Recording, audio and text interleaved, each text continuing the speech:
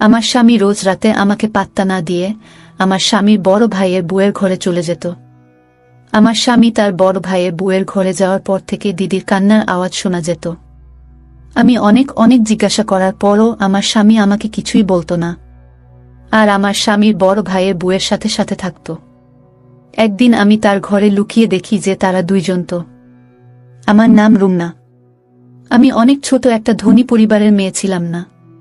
আমার বাবা একটা ছোট্ট চাকরি করে আমার আর আমার বড় ভাইয়ের লালন পালন করত। আসলে আমাদের ছোটবেলায় আমাদের মা আমাদের ছেড়ে চলে গেছিল। তারপর থেকে আজ অবধি আমাদের বাবাই আমাদের দেখাশোনা করেছেন। আমরা দুই ভাই বোন অনেক বেশি পড়াশোনা করতে পারিনি, কারণ আমাদের বাবার কাছে এত পয়সা ছিল না যে আমাদের বেশি দূর পর্যন্ত পড়াশোনা করাতে পারে। কিন্তু ক্লাস 12 পর্যন্ত আমি গ্রামের স্কুলে পড়েছিলাম। তারপর আমি ঘর সামলাতে থাকি, আর আমার বড় ভাই সুরেশও একটা বেসরকারি চাকরি করত। আর দিন চলে যেত মোটামুটি ভাবে। ভাইয়ের উপার্জনের ফলে আমার বাবারও কিছুটা সাহায্য হয়ে যেত। আসলে বাবার উপার্জন এতটা কম ছিল যে সেই পয়সায় ঠিক করে আমাদের সংসার চলত না। কিন্তু যবে থেকে আমার ভাই উপার্জন করতে শুরু করেছে তবে থেকেই আমাদের ভালোভাবে সংসার চলতে শুরু করে। তারপর থেকে আমাদের জীবনে ভালো দিন আসতে শুরু করে, কারণ ভাইয়ের উপার্জিত টাকার পরিমাণ অনেকটাই বেশি ছিল। কিন্তু সমস্যা একটাই ছিল যে সে একটু বেশি রাগী ছিল আর খারাপ কাজে পড়ে গেছিল। প্রায় দিনই আমাদের বাড়িতে নানা রকমের লোক আসত, কিন্তু আমার বাবার কিছুই করার ছিল না, কারণ আমরা তাকে অনেক বোঝানোর চেষ্টা করেছিলাম, কিন্তু সে বোঝার মানুষ ছিল না। এই জন্য আমরা এটা ভেবে ভেবে অস্থির হয়ে যাচ্ছিলাম যে কিভাবে তাকে বোঝানো যায়। ঠিক তখন একদিন আমার মামা আসে আমাদের বাড়িতে। তখন সে বলে আমাদের তার বিয়ে দিয়ে দেওয়া উচিত, তাহলে সে একদম ঠিক হয়ে যাবে। আমাদের তার কথা ঠিক বলে মনে হয়। তার বিয়ে দিলে হয়তো তার ব্যবহারে পরিবর্তন আসবে, হয়তো সে এইসব ভুল জিনিস থেকে বেরিয়ে আসতে পারবে। এই সব কিছু ভেবে আমার বাবা আমার মামাকে বলে যে একটা ভালো পাত্র খুঁজে দাও যাতে আমার ঘরে খুশি আসে, আর তার এই রকম ব্যবহার থেকে আমরা মুক্তি পেতে পারি। মামা অনেক চেষ্টা করে একটা পাত্র খুঁজে বলে যে পাত্রটা অনেক ভালো, মেয়ে অনেক ভদ্র, মেয়েটা অনেক বেশি দূর পর্যন্ত পড়াশোনা করেনি, কিন্তু সে তোমার সংসার অনেক ভালো করে সামলাতে পারবে। সেই জন্য আমার বাবা বলেন আমাদের কোনো জিনিসের দরকার নেই, শুধু সেই মেয়েটা ভালো হলেই হবে, যাতে সে আমার ছেলের আর আমার সংসারটাকে সামলে নিতে পারে। তখন মামা বলে আমরা রুমনার বিয়েটা ঠিক করে দিই, কারণ তোমার তো সেই রকম জমানো টাকা নেই যে বারবার খরচা করতে পারবে। দুইজনের বিয়ে একসাথে হয়ে গেলে বিয়ের খরচও একসাথে শেষ হয়ে যাবে। বাবা বলে যে না, এখনো রুমনার সেই বয়স হয়নি যে সে বিয়ে করে বৈবাহিক জীবন সামলাতে পারে। সেই জন্য আমি কিছুদিন পরে রুমনার বিয়ে দেব। আর রইল বাকি সুরেশের কথা। নেহাত সে খারাপ কাজে পড়ে গেছে, সেই জন্য তাকে বিয়ে দিতে বাধ্য হচ্ছি। তাছাড়া ছেলে মেয়ের মধ্যে অনেক পার্থক্য হয়। ছেলেদের তো ঘর সামলাতে হয় না, উল্টে তার দেখাশোনা করার জন্য একটা মেয়ে চলে আসে। কিন্তু এই মুহূর্তে যদি আমি আমার মেয়ের বিয়ে দিয়ে দিই তবে সে হাজারো সমস্যার মধ্যে পড়ে যাবে। না জানি শ্বশুরবাড়ির ভিতরে তাকে কি কি করতে হবে। সেই জন্য কিছু সময় পরে আমি রুমনার বিয়ে দেব, এখন না। সব শুনে মামা বলে কোনো সমস্যা না, যেমন তোমার ইচ্ছা। যাই হোক, এই সব ভেবে আমরা ভাইয়ের জন্য বিয়ের পাত্র দেখে অনেক ধুমধাম করে ভাইয়ের বিয়ে দিয়ে দিই। আমার বড় ভাইয়ের বিয়ের পর তো যেন আমাদের বাড়িটা অনেক সুন্দর হয়ে গিয়েছিল, কারণ বৌদি আসার পরে আমার ভাই সব খারাপ কাজ করা বন্ধ করে দেয়। সে খারাপ কাজ করার পাশাপাশি সব খারাপ কাজ করা ছেড়ে দেয়, আর সে অনেক মন দিয়ে নিজের কাজকর্ম করতে শুরু করে এবং সব বাড়ির দায়িত্ব পালন করতে শুরু করে। ভাই আমার বাবাকেও কাজে যেতে বারণ করে দেয়, আর বলে এখন আমি উপার্জন করি, তোমার এত ছোটখাটো চাকরি করতে হবে না। এখন বাবা সারাদিন বাড়িতে বসে আরাম করে, বৌদি তার সেবা করে, আর ভাই মন দিয়ে চাকরি করে পয়সা উপার্জন করতে শুরু করে, যার জন্য আমাদের সংসার অনেক ভালোভাবে চলে যেতে থাকে। পাশাপাশি আমাদের টাকাও জমতে শুরু করে। এখন আমাদের সুখের দিন ছিল। এভাবেই দিনগুলো পার হতে থাকে। আস্তে আস্তে আমার আর বৌদির মধ্যে এত ভালো সম্পর্ক তৈরি হয়ে যায় যে আমরা বৌদি আর আমি কম, একে অপরের বোন বেশি ছিলাম। আমি সব কথা আমার বৌদিকে বলতাম, আর বৌদি আমাকে নিজের সব থেকে ভালো বন্ধু মনে করত। সে তার নিজের সব ছোট বড় কথা আমাকে বলতো, আর সে বলতো তুমি তো আমার নিজের ছোট বোনের মতো। আমার আর বৌদির এত ভালো সম্পর্ক দেখে বাবা আর ভাই অনেক খুশি হতো। হয়তো আমার বৌদি আমার বাবা ভাইয়ের এত ভালোবাসা পেয়ে সে তার বাবার বাড়িতেও যেতে চাইতো না। আমি মাঝে মাঝে ভাবতাম এ কেমন মেয়ে যে বাবার বাড়ি থাকার চেয়ে বেশি বাড়িতে থাকতে পছন্দ করে। হ্যাঁ, এটাই আমার বৌদি ছিল। সে এই রকমই। হয়তো সে এখানে বাবার বাড়ির থেকে বেশি ভালোবাসা পেত, সেই জন্য সে তার বাবার বাড়িতে যেতে চাইতো না। তাছাড়া তার সাথে এরকম ব্যবহার করতে আমারও ভালো মনে হতো। আর তাছাড়া আমার বাবা আমাদের সবসময় বোঝাত যে যেমন কর্ম করবে সে রকমই ফল পাবে। আর যদি আমি আমার বৌদির সাথে ভালো ব্যবহার করি তাহলে পরবর্তীকালে আমিও শ্বশুর বাড়ি গিয়ে ভালোভাবে থাকতে পারব। এইভাবেই আমি সবার সাথে মিলেমিশে থাকি।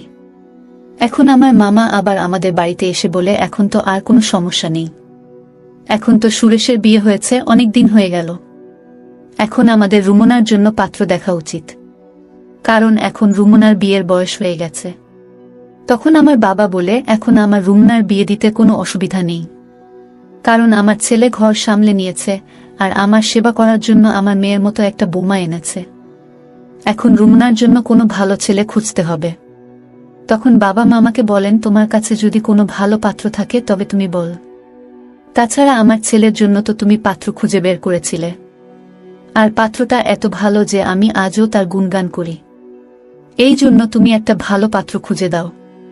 তখন মামা বলে খোঁজার কি দরকার আছে, আমার বন্ধুর ছেলেই তো আছে। তারা 2 ভাই, বাড়িতে মা বাবা 2 জন ভাই, মোট 4 জন থাকে। ছেলে একটা বড় কোম্পানিতে ভালো মাইনের চাকরি করে, আর তার বড় ভাইও একটা ভালো চাকরি করে। আসলে তার বড় ভাইয়ের বিয়ে আগে থেকেই ঠিক হয়ে আছে, এজন্য ছোট ছেলের জন্য পাত্র খোঁজা হচ্ছে। ছোট ছেলের জন্য ভালো মেয়ে খুঁজে পাওয়া গেলে 2 ভাইয়ের একসাথে বিয়ে দিয়ে দেবে, সেজন্য তারা আমাকে পাত্রের জন্য বলেছে। তাই আমি রুমনার কথা তাদেরকে বলেছি। সেই জন্য আমার মনে হলো তোমার থেকে অনুমতি নেওয়া উচিত। বাবা বলল এতে মতো নেওয়ার কি দরকার আছে, তোমার যখন ইচ্ছা ছেলের বাড়ির লোকেদের ডাকতে পারো, আমরা তৈরি আছি। মামা বলল ঠিক আছে, তবে কালকে ডেকে নেব। পরের দিন আমার স্বামী তার কিছু বন্ধুদের নিয়ে আমাদের বাড়িতে আমার জন্য পাত্র দেখতে আসে। আমার স্বামীর নাম ছিল রমেশ। রমেশকে দেখতে অনেক সুন্দর ছিল, আর ভালো পোশাক পরার জন্য তাকে আরো বেশি সুন্দর দেখাচ্ছিল। রমেশকে দেখে তো আমার হুঁশ উড়ে গেল। আমি বুঝতে পারছিলাম না যে এত সুন্দর ছেলে কি আমাকে পছন্দ করবে। কিন্তু যখন নিজেদের মধ্যে কথা বলার জন্য আমাদের 2 জনকে একা জায়গায় ছেড়ে দেওয়া হয়, তখন রমেশের কথা আমার মন ছুঁয়ে যায়। রমেশ এত মিষ্টি করে এত ভালো করে কথা বলছিল যে মনে মনে আমি তাকে নিজের স্বামী হিসেবে স্বীকার করে নিয়েছিলাম, আর পাশাপাশি ভগবানের কাছে প্রার্থনা করছিলাম যেন কোনো রকমে আমাদের বিয়েটা হয়ে যায়। কারণ প্রতিটা মেয়ের একটা স্বপ্ন থাকে যে তার স্বামী দেখতে সুন্দর হবে, ভদ্র হবে, আর এই সমস্ত গুণ রমেশের মধ্যে ছিল। আমি কি করে তাকে ছেড়ে দিই? তখন আমি ভাবি যদি আমার ভাগ্যে রমেশ থাকে তো নিশ্চয়ই তার সাথে আমার বিয়ে হবে। যাই হোক, তারা আমাকে দেখে বাড়ি চলে যায়, আর কিছুদিন পরে ফোন করে বলে যে আমাকে তাদের অনেক পছন্দ হয়েছে। এইভাবেই আমাদের বিয়ে ঠিক হয়ে যায়। আমি আর রমেশ ফোনে কথা বলতে থাকি। এইভাবেই দিন পার হতে থাকে। রমেশের সাথে কথা বলতে আমার একটুও ভয় হতো না। আমি পুরোপুরি রমেশকে ভালোবেসে ফেলেছিলাম, আর এইভাবেই আমাদের বিয়ের দিন কাছে আসতে থাকে।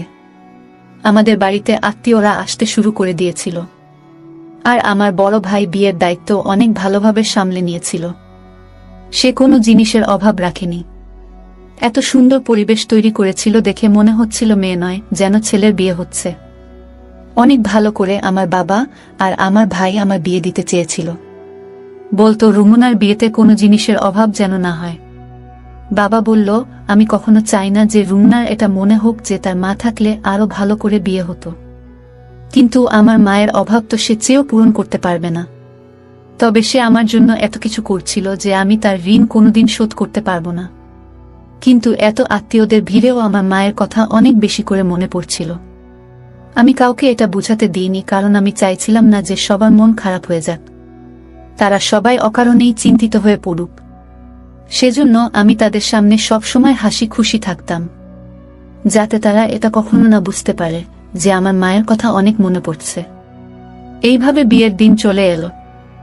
আমার রমেশের সাথে অনেক ভালো করে বিয়ে হয়ে গেল।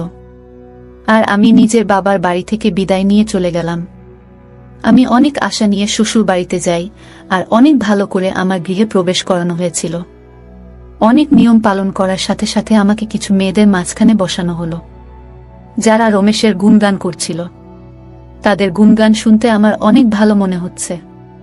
আর তাছাড়া তার গুণগুলো ঠিক ছিল, কারণ এতদিন ধরে আমি রমেশের মধ্যে এইসব গুণগুলো দেখেছিলাম। আমি এখন শুধু অধীর আগ্রহে অপেক্ষা করছিলাম কখন রমেশের সাথে সময় পার করব।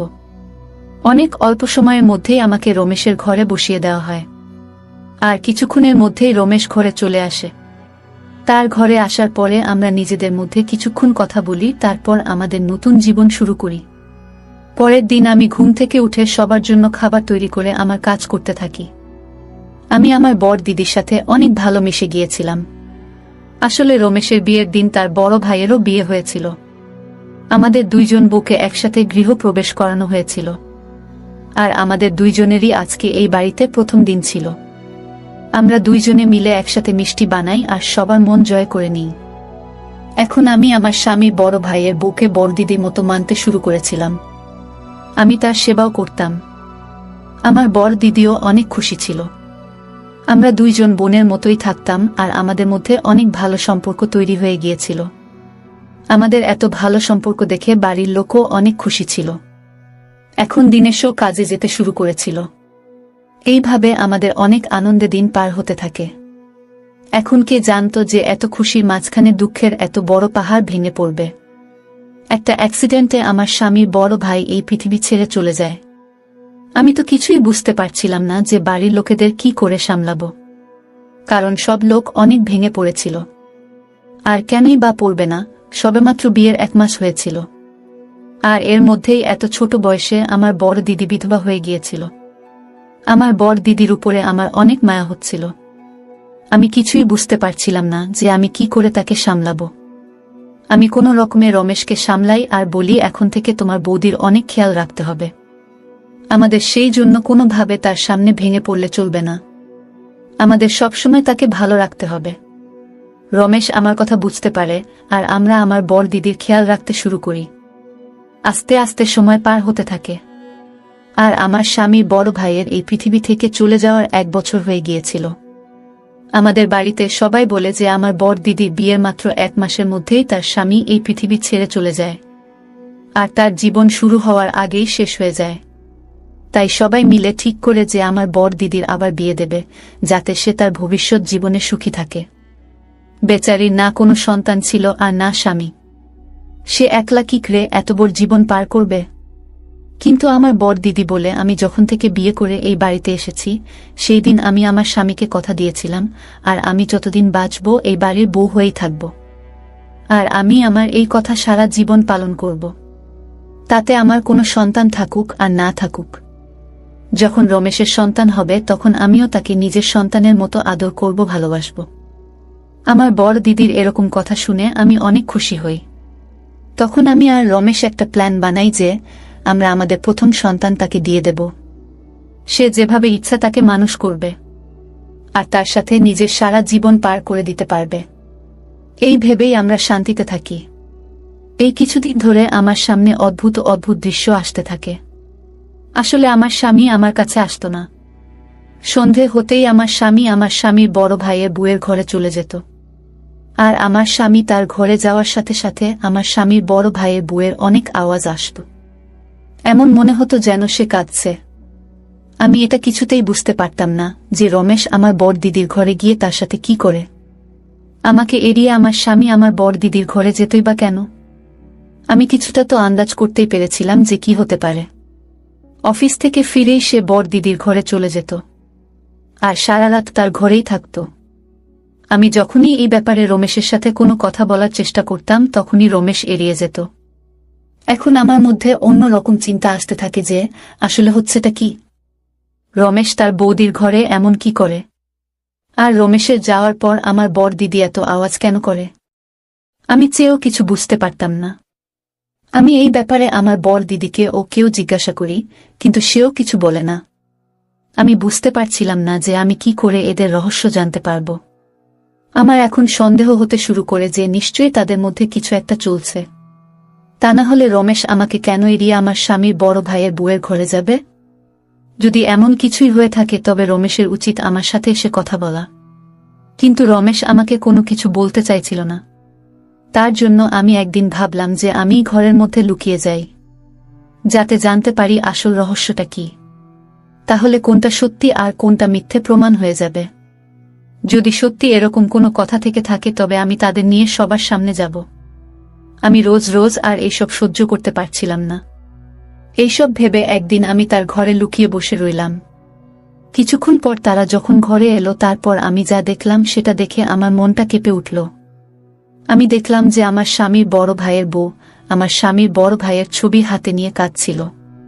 তখন রমেশ তাকে আস্তে আস্তে সামলানোর চেষ্টা করছিল। আমি কিছু বুঝতে না পেরে হঠাৎ ঘরের মধ্যে থেকে বাইরে বেরিয়ে আসি। আমাদের হঠাৎ সেখানে দেখে তারা অবাক হয়ে ওঠে। তখন রমেশ বলে, তুমি এখানে লুকিয়ে কি করছো? তখন আমি বলি, আমি জানতে চাইতাম যে আসলে তোমাদের মধ্যে কি চলছে। তখন রমেশ আমার কথায় রেগে গিয়ে বলল, তুমি সত্যি জানতে চাও তো? তাহলে শোনো, আসলে আমার বড় ভাইয়ের অ্যাক্সিডেন্ট তোমার ভাই করিয়েছে। কারণ সে আমার বৌদিকে অনেক আগে থেকে ভালোবাসতে পছন্দ করত, আর তার সাথে বৌদির বিয়ে না হওয়ায় তার রাগ অনেক সীমায় পৌঁছে যায়। আর যখন আমার বড় ভাইয়ের সাথে বৌদির বিয়ে হলো তখন তোমার ভাই আমার বড় ভাইয়ের অ্যাক্সিডেন্ট করিয়ে দেয়, আর প্রতিদিন আমার বৌদিকে বিরক্ত করতে শুরু করে। যখন রমেশ আমার ভাইয়ের করা সব অন্যায়ের কথা বলে সেগুলো শুনে তো আমি বিশ্বাসই করতে পারছিলাম না। আমি অনেক ভেঙে গিয়েছিলাম। রমেশ আমাকে সামলে বলে, আমরা তোমাকে এই জন্য বলিনি যাতে তুমি কোনো রকম কষ্ট না পাও। আমরা এটা আগে থেকেই জানতাম। আমি রোজ রাতে ওই জন্য বৌদিকে বোঝাতে আসতাম যে কোনোভাবে যেন রুমনা এইসব কথা না জানতে পারে, আর এই ব্যাপারটাকে আমরা যে কোনোভাবে মিটিয়ে নিতে চাইতাম। আমরা চাইতাম যে তোমার ভাই নিজে থেকে বুঝতে পারে, কারণ দুই পরিবারের সম্পর্ক আমি কোনোভাবেই নষ্ট হতে দিতে চাইতাম না। রাগ আমারও হতো, সে আমার বড় ভাইকে শেষ করে ফেলেছিল। কিন্তু আমি তোমার মুখের দিকে তাকিয়ে কোনো কথা বলিনি। যখন এইসব কথা আমার সামনে এলো তখন আমার মনটা কেঁপে উঠল। আমি চেয়েও আমার চোখের পানি আটকাতে পারিনি। আমি তো ভেবেছিলাম যে আমার ভাই ঠিক হয়ে গেছে, কিন্তু সে তো এত বড় কাজ ঘটিয়ে ফেলেছিল। আমি রমেশকে বললাম, তুমি তাকে শাস্তি দেবে কিনা এটা তোমার ব্যাপার, কিন্তু আমি তো তাকে সাজা দিয়ে ছাড়ব। যখন এইসব কথা আমি বাড়িতে জানাই তখন তারা পুলিশকে ফোন করে, আর পুলিশ এসে তাকে গ্রেফতার করে নিয়ে যায়। আমি সৃষ্টিকর্তাকে অশেষ ধন্যবাদ জানাচ্ছিলাম যে তিনি আমাকে এমন একজন স্বামী দিয়েছে যে সব সময় আমাকে বোঝায়, আমাকে সামলে রাখে। আমি তো শুধু শুধু তার উপরে সন্দেহ করছিলাম, কিন্তু সে তো আমার জন্য নিজের বড় ভাইয়ের অপরাধীকেও ছেড়ে দিয়েছিল। আমি রমেশের হাত ধরে তার কাছে ক্ষমা চাই, আর আমার স্বামীর বড় ভাইয়ের বউয়ের কাছেও ক্ষমা চাই। তখন আমার বড় দিদি বলে, যা হবার তা হয়ে গেছে, আমরা তোমাকে কথাগুলো জানাতে চাইনি, সেই জন্য রমেশ আমার ঘরে এসে আমাকে সান্ত্বনা দিত। আমরা চাইছিলাম না যে তোমার কোনো সমস্যা হোক, কারণ যখন তুমি জানবে যে এসবের পিছনে তোমার ভাইয়ের হাত আছে তখন তুমি অনেক দুঃখ পাবে। এটা আমরা অনেক ভালো করেই জানতাম।